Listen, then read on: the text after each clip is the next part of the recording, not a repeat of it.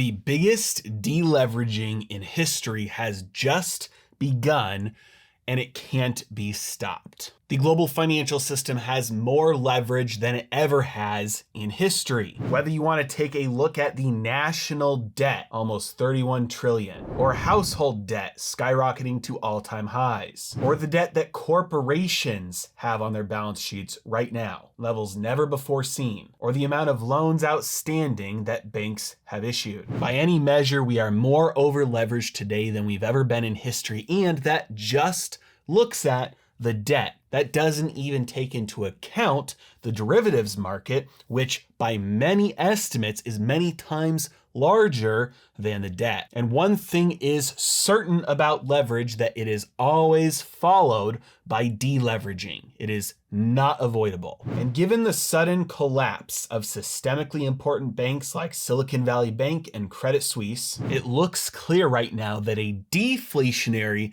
deleveraging has begun. The only question is, how far will it go? Now, if you've been watching my channel for a while, you may recognize that in September of 2021, I made a video about this very topic, saying that the deleveraging would be coming soon and that it could not be stopped. Well, now the deleveraging has begun. And so I am updating this topic with a new video explaining what is going on right now and where we may head now that it has actually started. First, we have to understand the nature of what leverage really is. When I talk about leverage here, most of what I'm talking about is debt. When we talk about debt, a lot of times we miss what is actually happening. In its most basic form, debt is pulling purchasing power from the future into the present. Take, for example, your own individual paycheck. Let's say you make $10,000 in 1 month. The only way for you to spend more than $10,000 in 1 month is if you have saved money from a prior month, or if you will save money in a future month. So you make $10,000 and you want to spend $11,000. Let's say you've never saved. So every single month you've spent 100% of your paycheck and you have no savings. You're going to have to swipe the credit card. You're going to borrow that $1,000 to be able to spend $11,000 this month.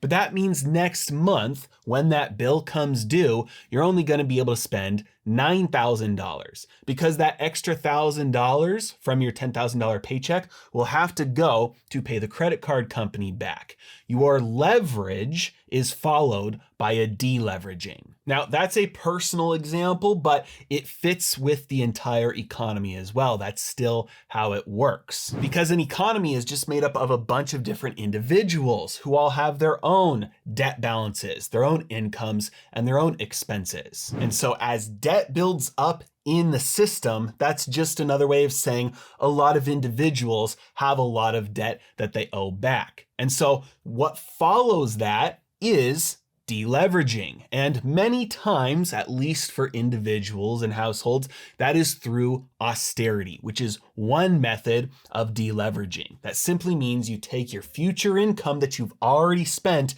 and it goes towards deleveraging, paying off that debt. This is an example of a deflationary deleveraging, because when that debt gets spent, those are new dollars being loaned into existence. So the money supply increases. And to the extent the money supply increases, prices go up. If the money supply were to double, then prices on average would also likely somewhat double. This is why when they printed $3 trillion in 2020, eventually we saw prices start to skyrocket upwards as that new money worked its way throughout the economy. And then if that debt does get paid off through a deleveraging, a deflationary deleveraging with austerity, then you would see prices come back down as the money supply shrinks back down to where it was as that debt gets paid off. Now, normally throughout history, this is what happened. You had booms and busts that took place as a result of the money supply being artificially expanded and then it contracting as the debt grew, and then the deflation happened as the deleveraging happened and prices fell back down to where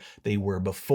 the boom and the bust cycle. Now, recently, central planners have tried to avoid the boom bust cycle from happening, and so they do things to try and keep the boom keeping on going, even though that's not possible. This means when the bust does start, it's just actually a lot worse. So instead of austerity fixing the slightly big problem and getting back to normal, then you have defaults happen, and it is much more painful. Go back to your own individual situation again. You have $10,000 as your income, but you load up on a bunch of debt and you spend $100,000 on your credit card. You're not going to be able to pay that off next month because you only make 10 grand. And so you might not even be able to pay that off in the next year or two. So you might just say, you know what? And let's say, for example, you lose your job. Well, you default on this. And so because of that economic pain and that default, your credit score takes a dump. Now you don't have enough money to pay back your other debt. Your interest rates skyrocket. You can't roll over your balance to a new card. Financially, you are in severe economic pain. All would have been avoided if you wouldn't have taken on that $100,000 credit card debt that first month. So the greater the boom from the credit expansion, the greater the bust. Since it can't be handled through austerity, you get the defaults. Again, still a deflationary bust here because no money to go around, less money to go around, can't afford stuff. But as we all know, over the past few decades, central planners have gotten very skilled at prolonging the boom.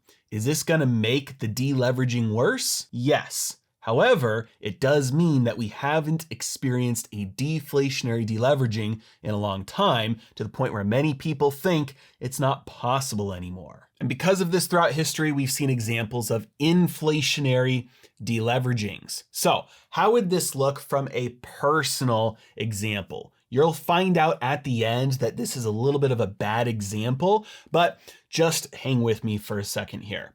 You make $10,000, you take out $1,000 on your credit card, but next month when you go to pay that back, you actually got a raise at your job, you got a new skill, you got a promotion.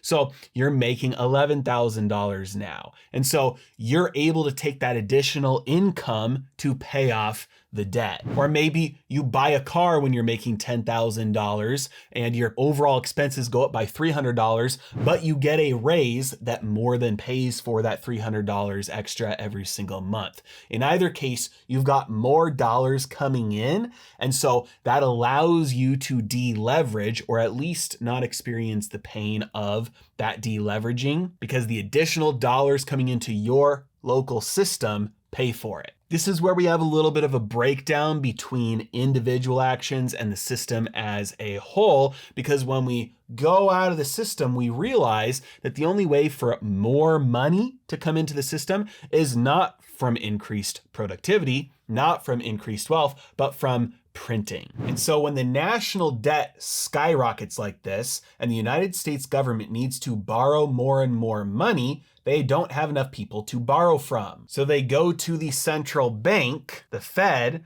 and the Fed prints money into existence in order to lend to the United States government. This means that the United States government can pay off its old debt, roll over its debt, pay off its old bonds with newly printed dollars. Inflationary deleveraging. There's another form of inflationary deleveraging as well, beyond just printing, and this is jubilees. Jubilee is an Old Testament biblical word that just means debt forgiveness. And so we are seeing this pop up from time to time as well. When you see things like student loan forgiveness being talked about, when you see things like mortgage payments not needing to get paid for a year, 2 years. When you see interest rates move extremely low and people are able to get new debt to pay off their old debt, and their new payment is a lot lower. These are all forms of partial or full debt forgiveness, debt jubilees. These increase the total money supply,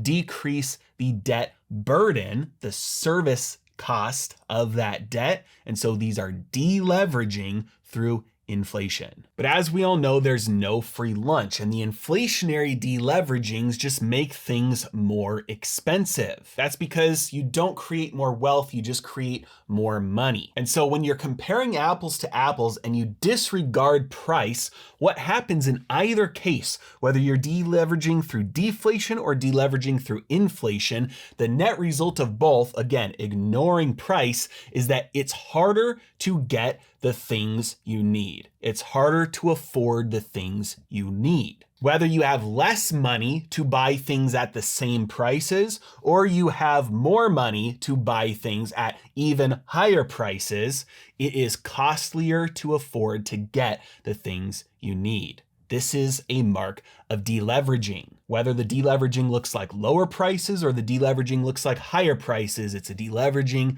either way. Now, we had a couple of years of inflation following the attempt by central planners to stop the crash, prolong the boom by printing money. That didn't work, and now the deflationary deleveraging has begun. We are seeing bank failures. We are seeing political action to increase regulations, which makes it harder to make money. Deflationary. We are seeing banks tightening their lending standards across the board for all forms of debt, whether mortgages, auto loans, or other. The deflationary deleveraging has begun. Now, I want to pause and address the default situation because many people are confused at how defaults could be a deflationary deleveraging. Would not they be inflationary? So we take, for example, our individual who makes 10 grand, spends a grand on a credit card, and then defaults. You would look at that and say, hey, if he's not paying that debt back, then those dollars are still out there in circulation. And so that would be inflationary. If those dollars get paid back, that would be deflationary. But if he defaults, those dollars are still in circulation. And on a very small scale, this can be true. But on a wide scale, every person's income is another person's expenses.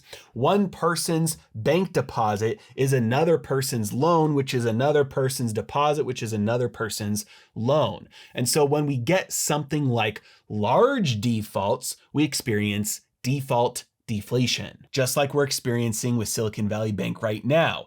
Everybody tries to go get their dollars for one reason or another. Well, guess what? Banks actually don't have your money. So bank shuts down. Now, all those dollars that people thought were there, everybody realizes and is now officially zero. That money's not there, which means that that money now can't be used and sent as their expense to somebody else's income. And that means that next person has a high degree of likelihood of defaulting themselves. And as that contagion spreads, we see that dollars we thought were in the system suddenly vanish. Officially and really vanish. And so on a large scale, defaults turn deflationary because the dollars that we think are there are actually not there if the debt gets defaulted on to too high of a degree. And that $1 that got loaned from me to you to somebody else to somebody else to somebody else 10, 50 times,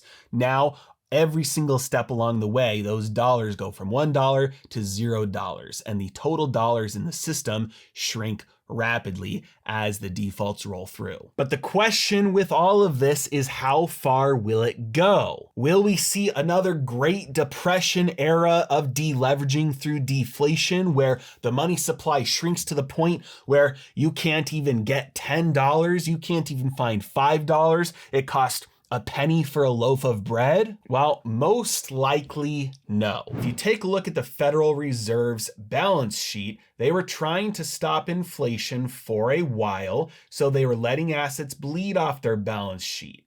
But over the last week, to deal with the fallout of the banks, they've increased the size of their balance sheet by $300 billion. This happened through their new facility, the Bank Term Funding Program, which offers loans of up to 1 year in length to banks. This allows banks to take their assets like treasuries that are underwater. They're worth less than what they paid for them.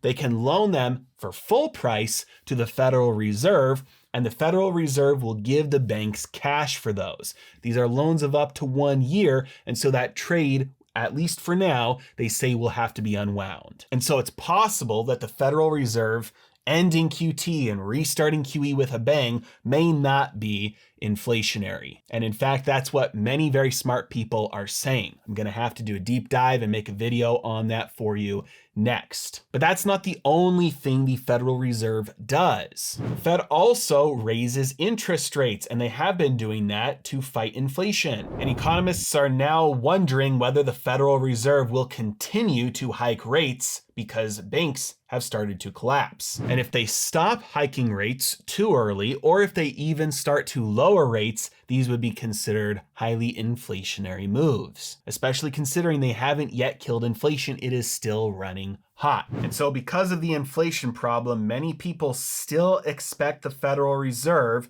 to hike too much instead of not hiking enough. So it is possible that we see a resurgence in inflation and this deleveraging tips over into an inflationary deleveraging rather than a deflationary one. But as of right now, all signs are still pointing to a deflationary deleveraging. It's important to note that there is economic pain either way. When you remove price from the equation, the actual experience that people go through is, I don't have enough money to get the stuff that I need or want. Whether that happens through the amount of money you have decreasing more than the prices decrease, or whether that happens through prices increasing greater than the amount of money you have increases.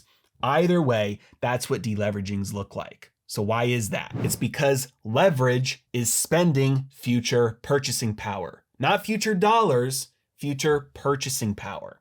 So when we lever up as individuals or as a total economy, we are spending the purchasing power from the future, bringing it into the present. That means when we get forward into the future, the purchasing power itself has already been spent. Whether that shows up by prices skyrocketing and we don't have enough money to buy those higher prices, or whether that lack of purchasing shows up through prices falling, but the amount of money we have falls more, so we don't have enough purchasing power to buy the stuff. Either way, that's how the economic pain shows up, because the deleveraging is the realization that that purchasing power has already been spent. Which brings up the big question, the biggest question, is it possible to avoid this pain? Not the deleveraging, but the pain. Because the deleveraging happens no matter what. That future purchasing power has already been spent, and that can't be avoided, can't be changed. But can the pain of experiencing the deleveraging be changed? And the answer, surprisingly, is yes. We've been here before. If we take a look at 1946, when the debt to GDP ratio was at its first all-time high, we were able to come down from that. That was as a result of a massive increase in productive output. So yes, we were deleveraging, but at the same time, we were increasing the amount of wealth. We are increasing the amount of wealth, stuff, goods, services at a much faster pace than the deleveraging. This goes back to why I said in the beginning of the video, the example of the individual who makes $10,000 then gets a raise to pay off his debt. Why I said that was a bad example of that, because really that's a good example of increasing productive output. Yes, you're deleveraging, but you don't experience the pain of deleveraging because you have more wealth to compensate you for that. Yes, the future purchasing power was spent in the past, but you don't feel the pain of that because there's so much more wealth now to compensate. And so systemically, yes, we absolutely can avoid the pain of deleveraging by having an equal or greater increase in productive output. Usually that means more employees, more workers, more people, more immigrants, or more people who are not working joining the workforce or working towards creating wealth. Not necessarily getting a job, but creating their own companies, creating products, goods, services. But you can't control what other people do. You can't control the regulations. You can't control the interest rates. You can't control the inflation. You can't control the deflation. All you can control